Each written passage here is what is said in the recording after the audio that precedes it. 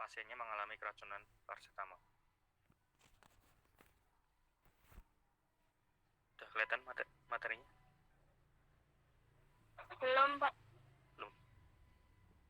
Sudah, Pak. Sudah, Pak. Baik. Silakan disiapkan catatannya, kalau ada yang perlu dicatat silakan dicatat. Praktikum terakhir, terapi antidotum keracunan akut paracetamol.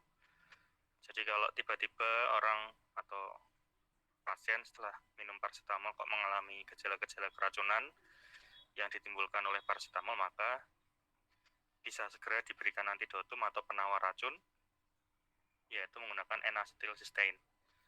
Nah, tujuannya di sini mahasiswa mampu mengenal alat dan bahan baku, dapat mengoperasikan alat, dan mampu memahami tujuan dan strategi terapi antidotum. Nah, sebenarnya antidotum itu sebuah istilah yang tadi saya sebutkan, dia sebagai, kalau orang awam menyebutnya adalah penawar racun. Nah, untuk N-acetylcysteine itu sendiri memang spesifik digunakan untuk paracetamol. Sebenarnya masih banyak antidotum yang lain yang ada di pasaran. Yang paling sering kita jumpai atau kita lihat, pernah tahu sediaan arang jerap mereknya apa ya? Norit atau yang lain? Tahu nggak? Belum tahu, Pak. Udah pernah dijelaskan oleh dosen yang lain? Belum, Pak. Belum, Pak. Arang jerap, bentar. Tunjukkan gambarnya. Pak, maaf, slide-nya hilang. Ya, sebentar.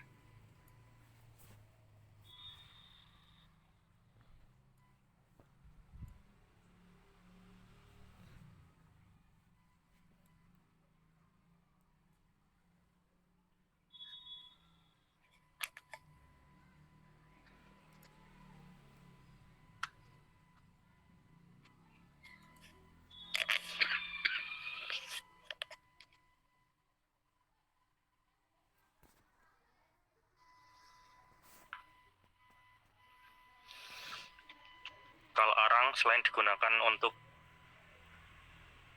pembakaran, selain itu digunakan untuk apa lagi di kehidupan sehari-hari?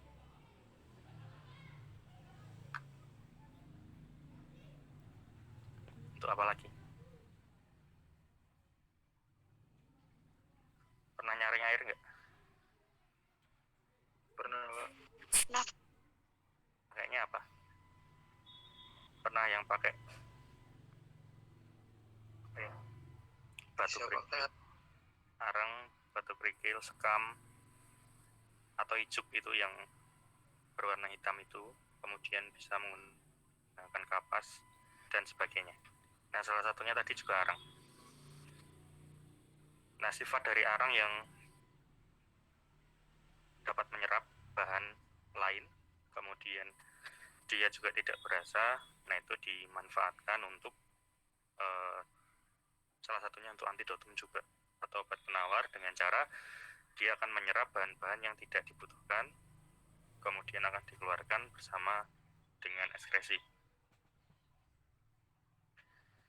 Nah, arang yang digunakan di sini pastinya beda dengan arang yang digunakan untuk pembakaran, ya, itu arang kayu. Bentar, gambarnya belum muncul.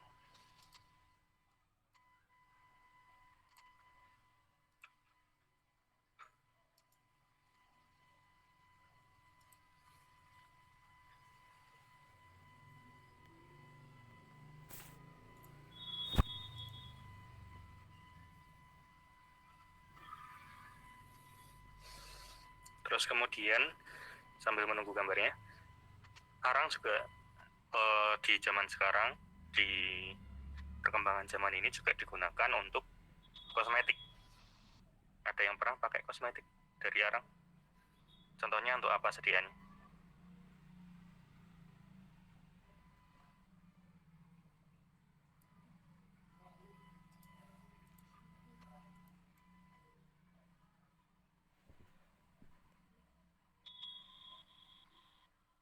Pasta gigi, Pak. Pasta gigi ada sekarang. Terus apa lagi?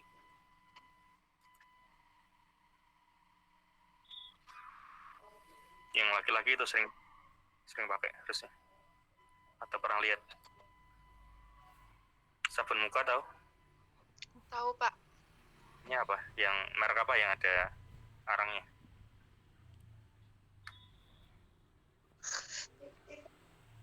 Nivea sih. Nivea Istilah- bukan sih, Pak? Gimana? Itu, Pak, Nivea biasanya yang ada di charcoalnya masker gitu. itu yang charcoal, Pak. Ya, Sarko. Ya, masker yang bukan masker ini ya, tapi masker wajah yang biasanya ditempel warna hitam itu, atau kalau yang cowok itu sabun muka, misalnya Garnier for Men, apalagi itu, yang nggak gitu-gitulah. Pokoknya yang ada tulisan Carco, yang kalau pas dipakai itu pasti ada kayak pakai apa ya? Ada seperti scrub itu. Nah, itu juga terbuat dari arang. Bentar, kok nggak bisa ya gambarnya?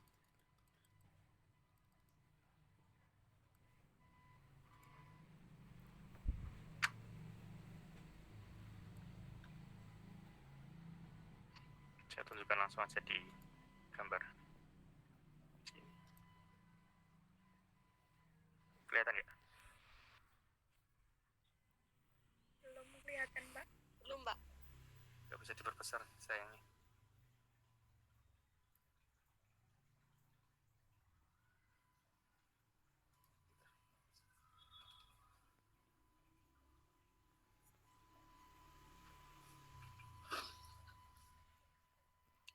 Udah ya, kelihatan ya.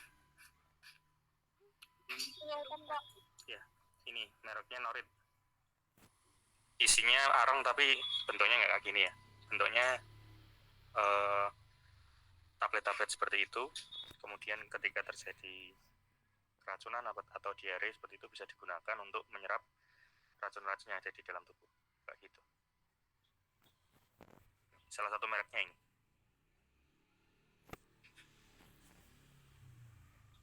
Jelas ya? Jelas, Pak.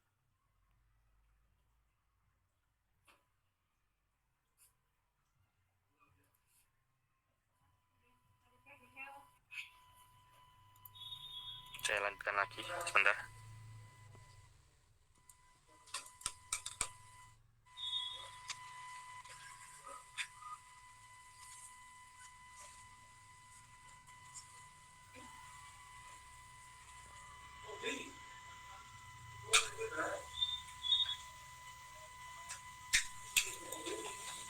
Oke, baik, saya lanjutkan lagi. Dasar teorinya masih sama, kemudian alat dan bahannya. Nah, di sini kita menggunakan dengan teknik in vivo, kita menggunakan hewan uji untuk membuktikan kinerja dari N-acetylcysteine yang kita gunakan. Sudah kelihatan ya materinya? Slide-nya nggak kelihatan, Pak. Nggak kelihatan? Belum. Kelihatan. Kelihatan, Pak. Kelihatan, Pak. Kelihatan atau hilang lagi? Udah kelihatan. Kelihatan, Pak. Kelihatan ya? Ya. Nah, ini alat dan bahannya. Tadi saya menyebutkan bahwa yang kita gunakan ini cara in vivo, menggunakan hewan uji dalam pembuktiannya. Alat yang digunakan kandang atau box, sepet, sonde, beaker glass, APD, dan stopwatch. Kemudian bahan yang digunakan tikus putih, paracetamol untuk menginduksi atau memicu terjadinya keracunan pada tubuh si tikus tadi. Kemudian N-acetylcysteine digunakan untuk antidotum ketika terjadi keracunan paracetamol. Kemudian larutan fisiologis atau PZ atau NaCl kita gunakan untuk pelarut atau untuk tambahan. Kemudian CMCNA kita gunakan sebagai pelarut juga, tapi dalam artian ini untuk pelarut sediaan paracetamol maupun N-acetylcysteine-nya, seperti itu. Karena yang kita gunakan bisa jadi nanti dalam bentuk serbuk atau dalam bentuk yang lainnya. Kecuali nanti kalau paracetamolnya yang kita gunakan sirup, tanpa CMCNA juga bisa kita gunakan langsung bentuk sirupnya. nanti CMCNA-nya kita gunakan sebagai kontrol negatif. Seperti itu.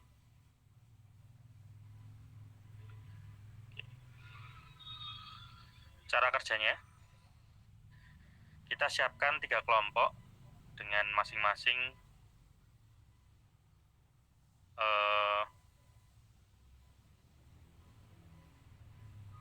kelompok mendapatkan 1 ekor tikus, kemudian akan diberikan perlakuan. Tikus yang pertama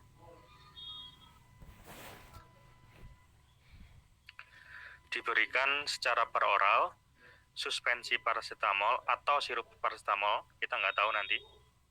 Kalau sirup ya berarti nanti langsung sirup paracetamol tanpa CMCNA.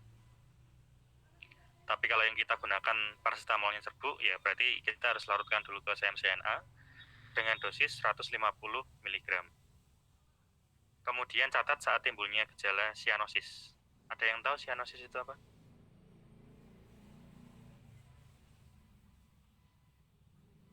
Sianosis apa?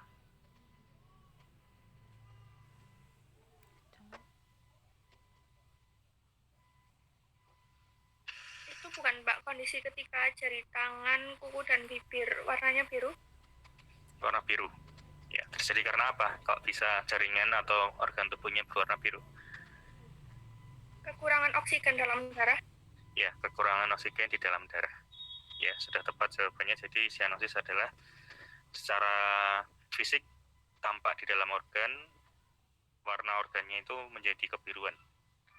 Nah, warna biru tersebut terjadi karena jaringan yang ada di dalam tubuh tersebut kekurangan atau tidak tersuplai oksigen dengan baik. Nah, itu disebut dengan sianosis. Kemudian yang kedua, hilang kesadaran, kemudian bisa kejang, kegagalan pernafasan, bahkan kematian. Nah, itu dicek di situ.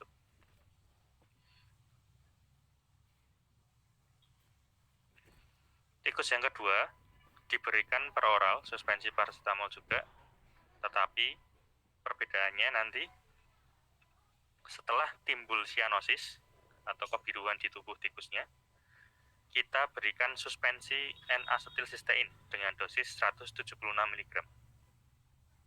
Kemudian dilihat kondisi-kondisi yang tampak setelah diberikan penawar tersebut. Apakah timbul kejang? Berapa lama timbul kejang tersebut setelah diberikan N-asetilsistein? Apakah terjadi kegagalan nafas? Apakah terjadi kematian dan seterusnya? Nah, itu dicatat. Tikus yang ketiga.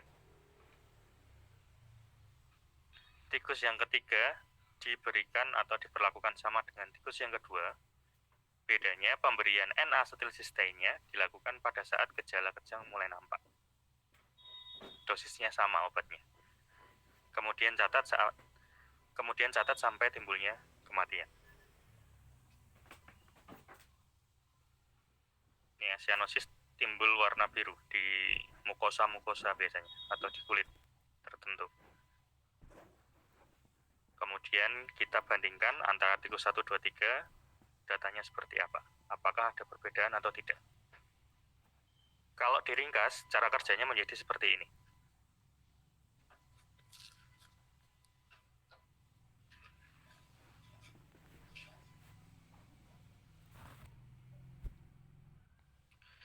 Kita memiliki 3 kelompok uji. Masing-masing kelompok mendapatkan 1 ekor tikus. Sampai di sini jelas? Jelas, Pak. Jelas, Pak. Baik. Kelompok yang pertama mendapatkan hanya paracetamol saja dengan dosis 150 mg.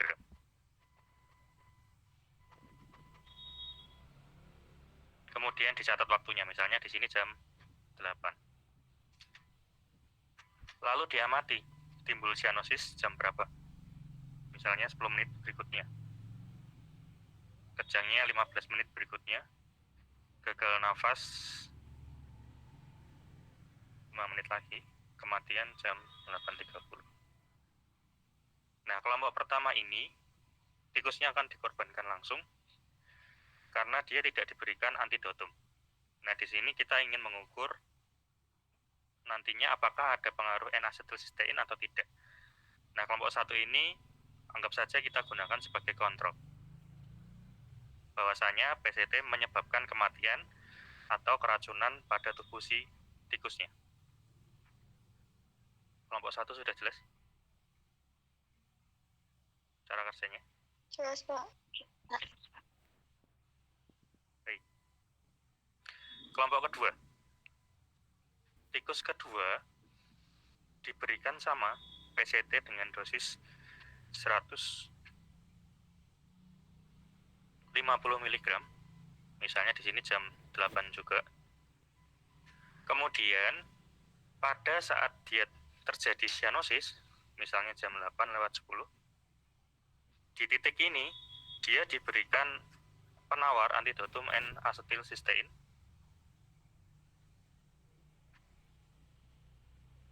dengan dosis 176 mg. Jadi disonde lagi obatnya pada saat cyanosis untuk kelompok yang kedua. Lalu kita amati lagi, timbul kejang jam berapa? Misalnya di sini jam 8:45, gagal nafas jam 9, kematiannya jam 9:15, misalnya. Nah, di sini kita ingin melihat pengaruh pemberian N-asetilsistein jika segera diberikan pada tikus yang mengalami keracunan. Apakah ada perpanjangan kualitas hidup atau tidak? Seperti itu. Kelompok yang kedua sudah paham? Paham, Pak. Pak. Oke. Kelompok yang ketiga. Kelompok yang ketiga sama perlakuannya, kita injeksi atau kita sonde secara peroral PCT dengan dosis 150 mg. Terjadi cyanosis jam 8:10. Nah, di saat ini belum diberikan apa-apa. Dicatat saja waktunya.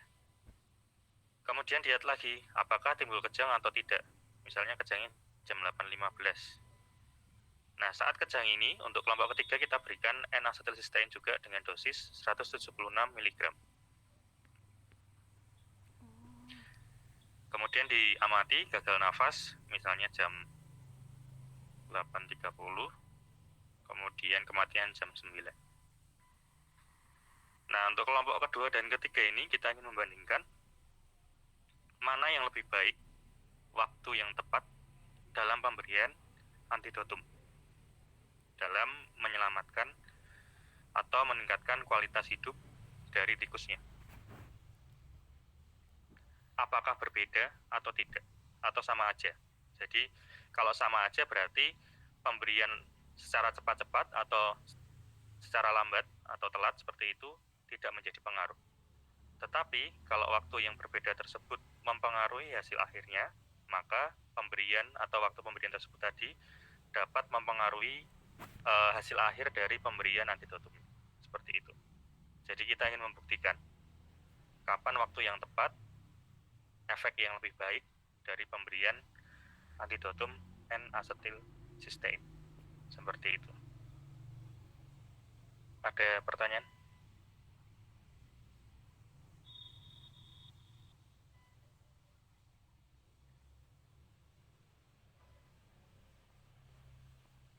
Belum ada, Pak.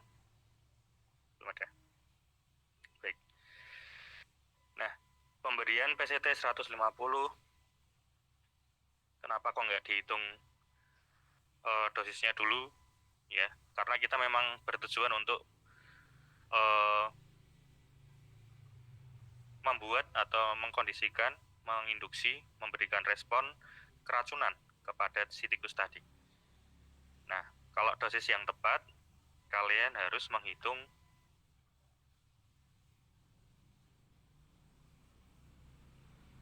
dosisnya dengan cara konversi dosis. Masih ingat nggak caranya?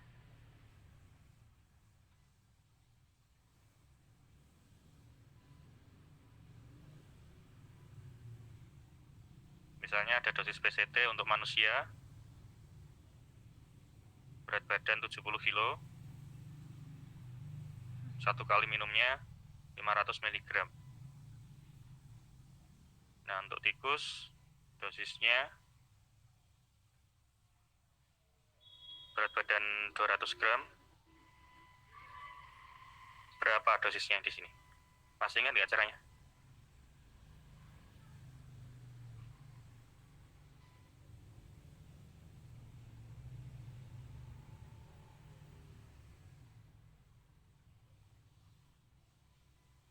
Dosis manusia kali apa? Rumusnya.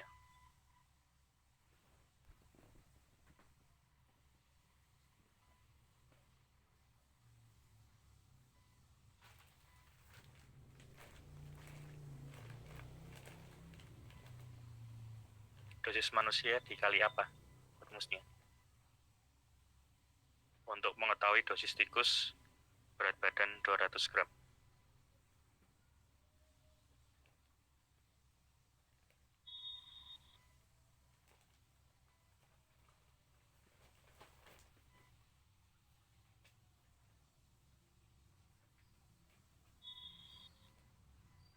Belum pernah dapat rumusnya?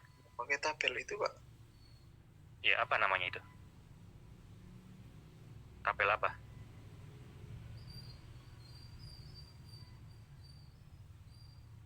Tabel konversi. Konversi? Tabel konversi dosis pada hewan uji. Jadi dosis manusianya akan dikalikan dengan apa dari tabel tersebut?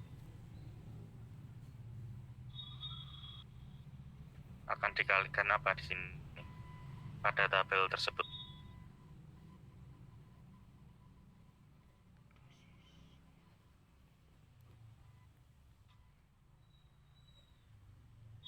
Kalau masih ingat tabelnya berarti sudah dapat rumusnya.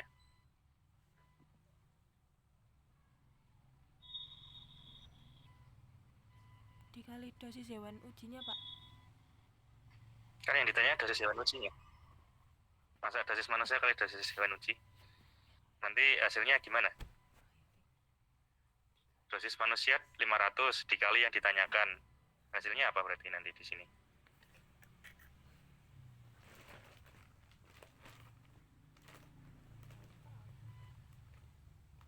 Dosis manusia dikali berat hewan uji.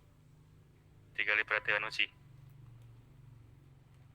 Terus di tabel angka-angka itu untuk apa? Yang ada di tabel itu? Isinya berat badan atau istilah lain di dalam tabelnya itu?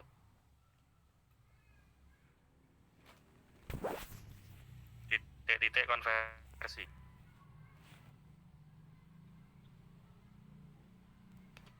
Dosis manusia dikali titik-titik konversi. Apa rumusnya?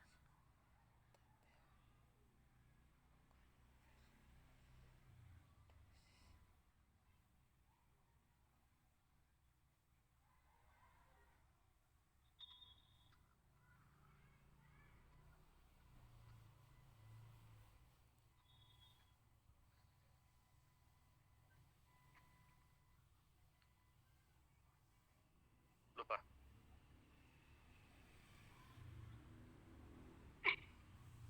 Yap.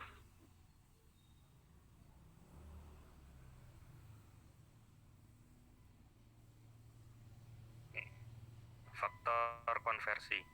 Dosis manusia 500 mg. Faktor konversi dari manusia 70 kilo ke tikus 200 gram berapa? Di dalam tabel.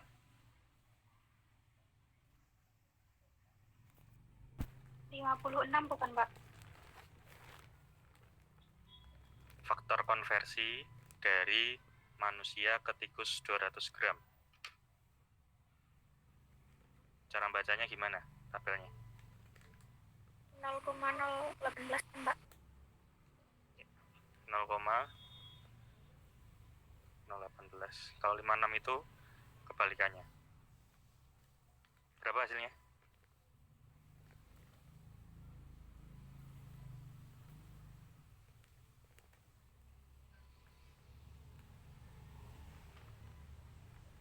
Hasilnya Hasilnya berapa? 9. 9. 9 miligram. Nah, ini dosis lazim atau dosis umum dalam 1 kali minum paracetamol untuk tikus 200 gram. Nah, kalau di praktikum diberi 150 mg, racunan nggak kira-kira tikusnya? Harusnya 9. Keracunan. Gitu, untuk membandingkan. Satu kali lagi, biar lebih ingat, refresh lagi.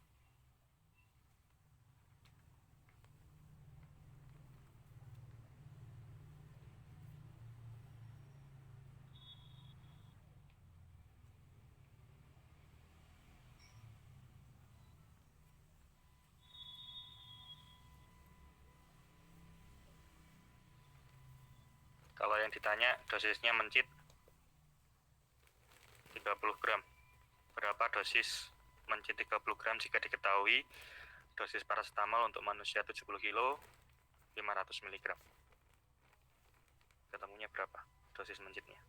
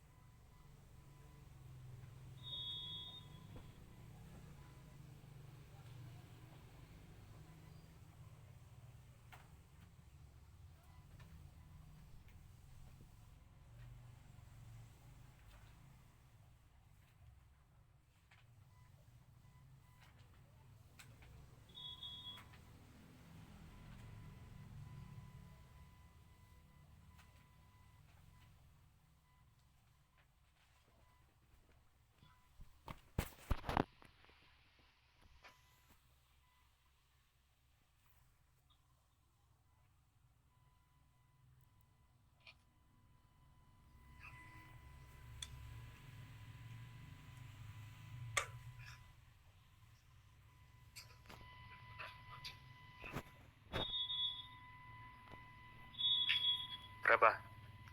Udah ada yang ketemu belum?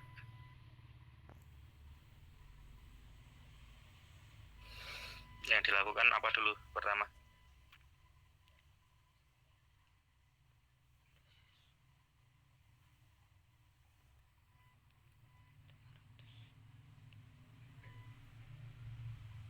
Untuk mencit 30 gram.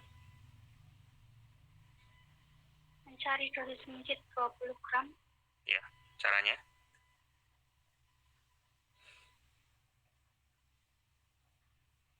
Dosis manusia dikali faktor konversi 500 mg. Kali 500 mg dikali 0,0026. ketemunya?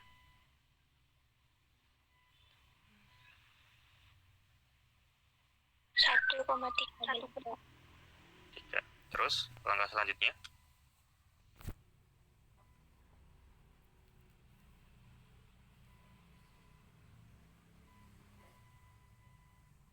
Jawabannya ini atau bukan? Bukan, Mbak. Ya, terus mencari dosis Mencari dosis mencit 30 gram. 30 gram. Caranya?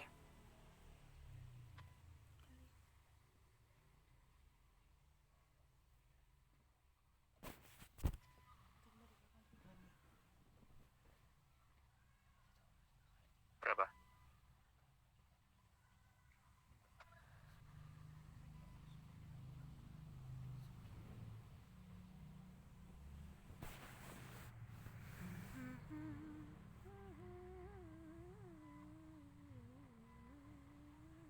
Caranya gimana?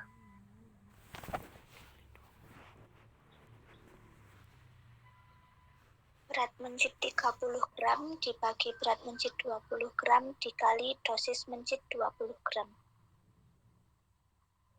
Ketemu berapa?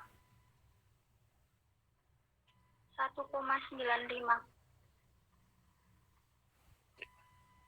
Ini jawabannya. Ya, kalau ada pertanyaan, sudah tepat jawabannya. Dosis PCT manusia dengan berat badan 70 kilo. Nah, di sini 70 kilo itu sudah sesuai dengan yang ada di tabel, yaitu 500 mg. Ya, berat badannya sudah sama dengan yang ada di tabel konversi.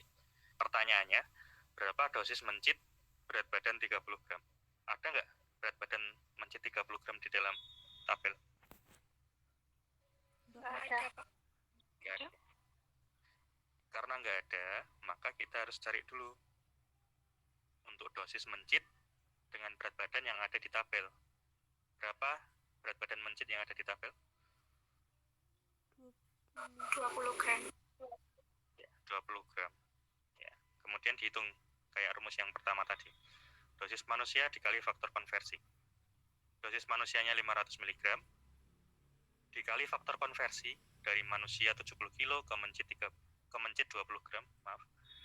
Yaitu faktor konversinya 0,0026. Ketemulah dosis untuk mencit 20 gram yaitu 1,3 mg. Nah, karena pertanyaannya untuk mencit 30 gram, maka ini dosisnya harus dihitung lagi. Caranya, berat badan yang ditanyakan dibagi berat badan yang diketahui dikalikan dengan dosis yang diketahui. Ya, 30 gram yang ditanyakan, yang diketahui 20 gram, dikali dosis yang diketahui yaitu 1,3 mg. Ketemulah hasil 1,95 mg. Ada pertanyaan? Ada yang belum bisa menghitung konversi dosis?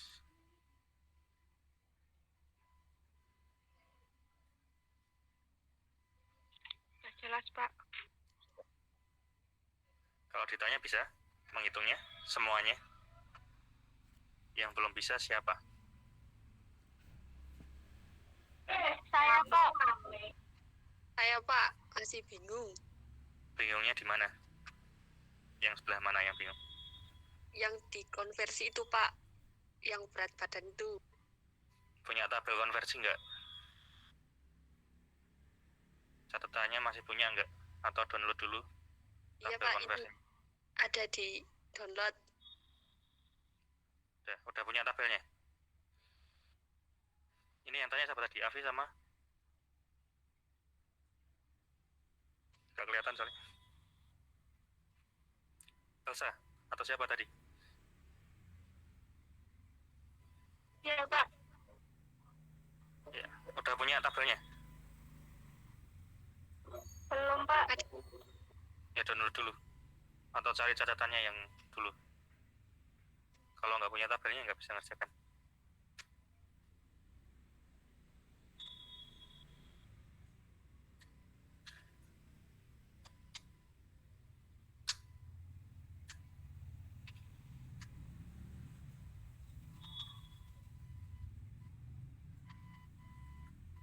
Sudah dapat tabelnya?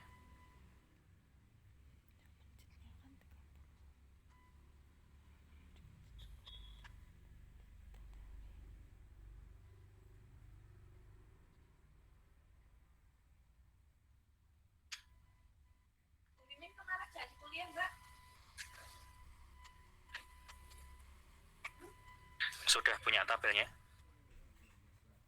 Sudah, Pak. Sudah. Dicermati dulu tabelnya.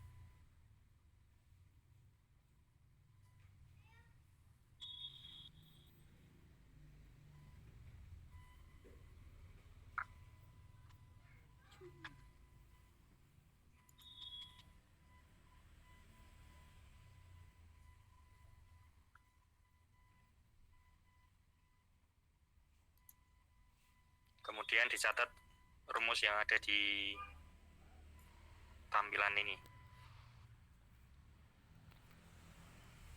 Ini rumusnya. Rumus penyelesaian dosis yaitu dosis yang diketahui.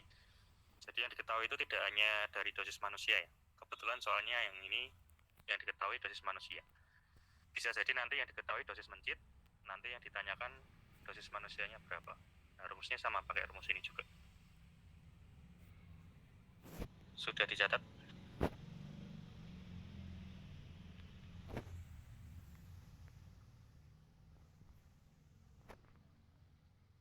Sudah dicatat.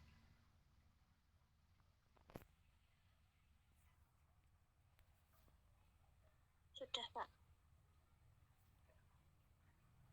Nah, kalau sudah paham rumusnya, kemudian saya akan menjelaskan lagi satu atau dua contoh lagi dalam memahami konversi dosis. Hitung dosis maksimum, ingat atau lupa?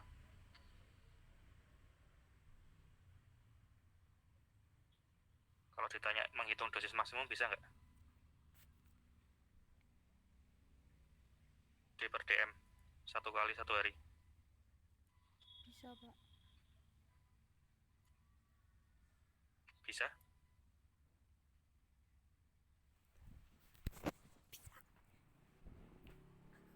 Kalau besok melanjutkan apoteker di ujian kompetensi menghitung dosis loh. Kalau nggak bisa ngitung dosis, gimana? Kerjaan apoteker apa sih? Atau farmasis? Sebenarnya? Kerjanya apa? Kalau dapat resep, diapain resepnya? Menentukan dosis obat pada resep, Pak. Nah, kalau dapat resep anak-anak dari dokter, kemudian kalian nggak ngitung dosisnya, ternyata dokternya salah nulis, terus pasiennya overdosis gimana? Kalau nggak bisa ngitung dosis maksimum atau penyesuaian dosis kayak gini. Dipahami ya, jangan dihafalkan, tapi dipahami, biar hafal di luar kepala. Oke. Ini saya lanjutkan lagi untuk yang dosis penyesuaian. Sudah terlihat tabelnya? Sudah. Udah, Pak. Ya, Pak. Ini adalah tabel konversi dosis dari manusia ke hewan uji atau sebaliknya. Nah, ini adalah acuan kalian yang akan kalian gunakan untuk faktor konversi ketika akan menyesuaikan dosis.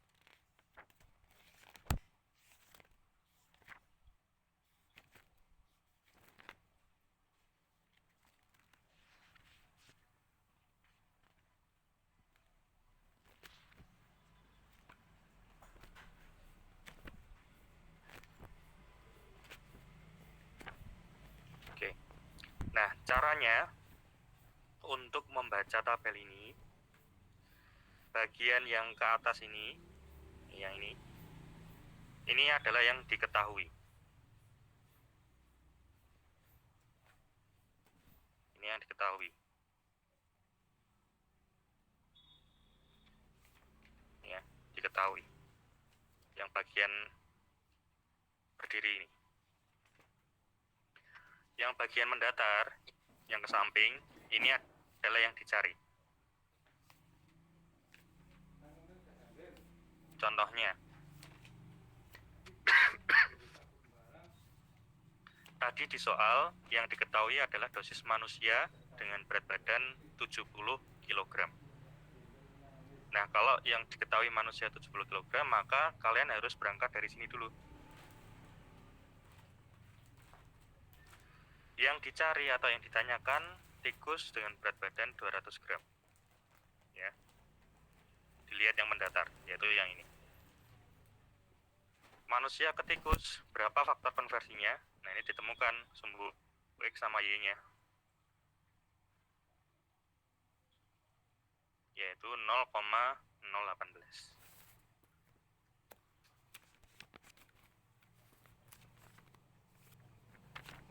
Kalau yang diketahui dosisnya kucing 1,5 kilo. Yang ditanyakan dosis kera 4 kg. Berapa faktor konversinya? 2,2, Pak. Ya, kucing 1,5 kilo yang diketahui dosisnya, yang ditanyakan kera dengan berat badan 4 kilo, ketemukan sumbu X dan Y-nya. Faktor konversinya adalah 2,2 dari kucing ke kera.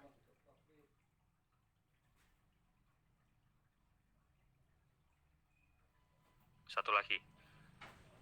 Kalau yang diketahui dosis marmut 400 gram, yang ditanyakan dosis manusia 70 kilo. Berapa faktor konversinya? 31,5. Ya, marmut 400 gram yang diketahui, yang ditanyakan. kan dosis manusia 70 kilo. Ditarik sumbu X sama Y-nya, ketemu 31,5. Ada pertanyaan sampai di sini? Sudah Belum jelas ada, Afi sama Elsa?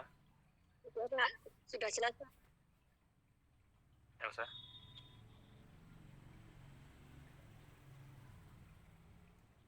Elsa?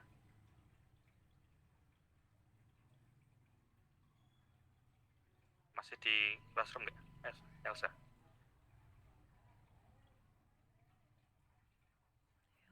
Ada nggak teman-teman? Ada, Pak. Ada, Pak. Sudah jelas Elsa?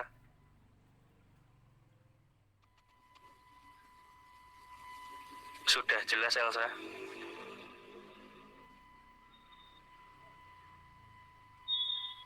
Baik, karena nggak ada respon, saya lanjutkan lagi. Nah, setelah paham bagaimana melihat faktor konversi dari tabel, kemudian langsung ke contoh soal. Misalnya yang diketahui dosis 1 kali minum untuk obat Enadiclo misal.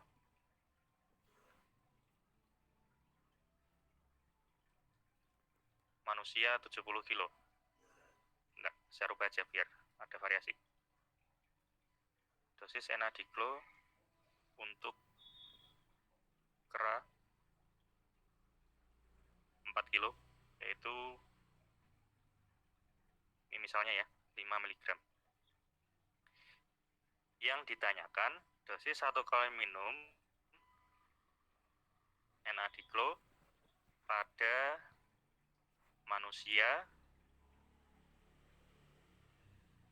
berat badan 85 kilo.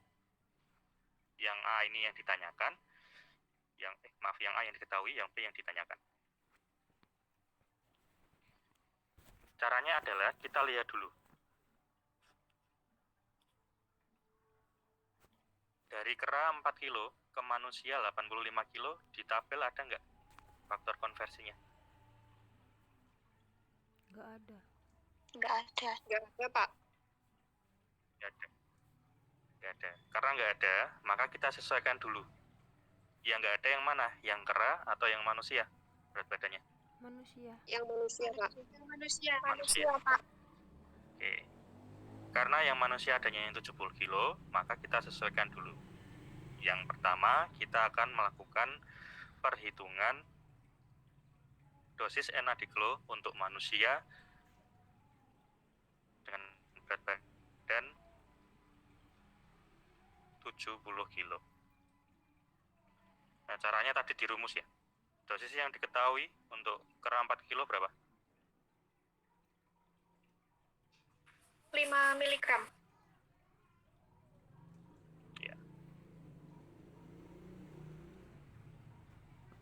5 mg. Dikali faktor konversinya. Berapa faktor konversi dari kera 4 kilo ke manusia 70 kilo? 6,1. Ya, 6,1. Dikali 6,1. Berapa hasilnya? 30,5. 30,5 mg. Nah, ini adalah dosis manusia 70 kilo untuk Enadiclo yang didapatkan dari dosis yang diketahui kera dikali faktor konversinya. Ini adalah dosis untuk yang 70 kilo. Sampai di sini paham, Afi, Elsa? Paham, Pak.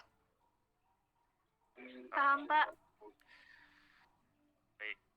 Nah, pokoknya kalau ketemu soal yang faktor konversinya itu ada tanpa harus penyesuaian, ya rumusnya ini langsung. Ini hasilnya, jawabannya itu. Tapi kalau nggak ada, maka kita sesuaikan dulu yang ada di tabel. Nah, kemudian ini langkah kedua, menghitung dosis untuk yang ditanyakan.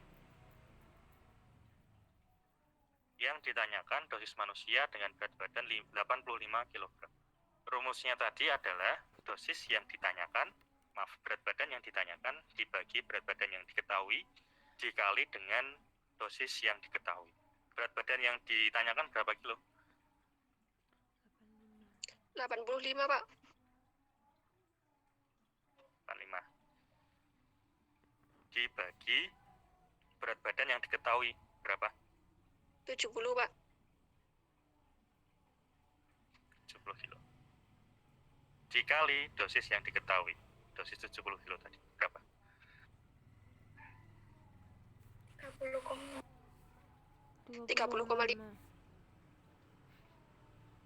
3. Ya. Berapa hasilnya? 37,035.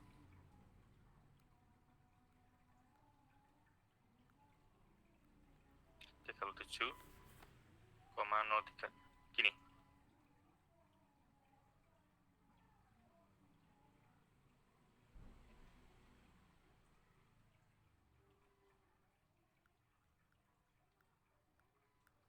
Ya. Jawabannya 37 sekian miligram. Dosis untuk manusia 85 kg NADGLO yang didapatkan dari dosis NADGLO 4 kilo.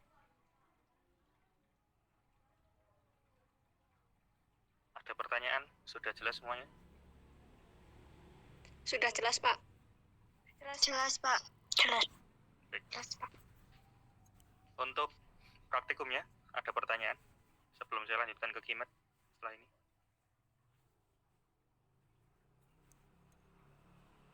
Berarti ini jelas-jelas sudah ED ya? Maaf, kok ED. Overdosis, OD, 150 mg. Karena harusnya tadi berapa? 9 mili.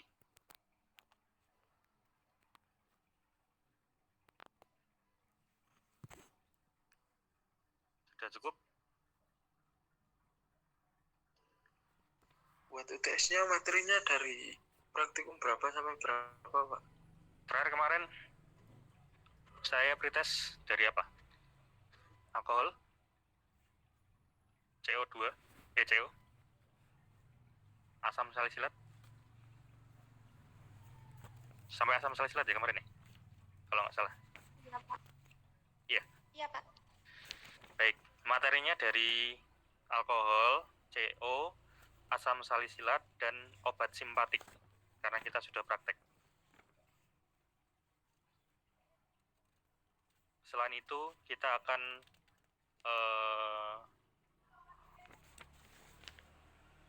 ujikan di UAS. Ya, jadi materinya ada 4. Uji keracunan atau identifikasi alkohol, kemudian uji keracunan karbon monoksida, uji keracunan asam salisilat, dan obat simpatik. Kisi-kisinya hampir sama dengan yang kemarin saya jelaskan di biokimia. Ya, istilah, kemudian cara menghitung, kalau ada bahan-bahan yang harus dihitung, kemudian hasil positif, kemudian pengganggu hasil positif tersebut seperti apa, kemudian efek-efek obat, misalnya kemarin midriatika dan miotika, contohnya ada pilokarpin dan hematropin, seperti itu. Kemudian parameter-parameter apa saja yang digunakan di dalam praktikum, alat-alatnya, dan seterusnya. Ada yang mau ditanyakan lagi? On-cam, Pak, UTS-nya, Pak. Iya, on cam. Mau menconga apa mau urean? Langsung aja, Pak. Menconga. Hari apa ya jadwalnya? Hari Selasa bukan ya?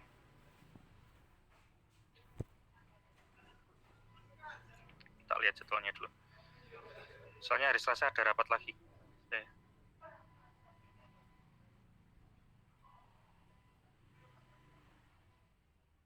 Udah dapat jadwal?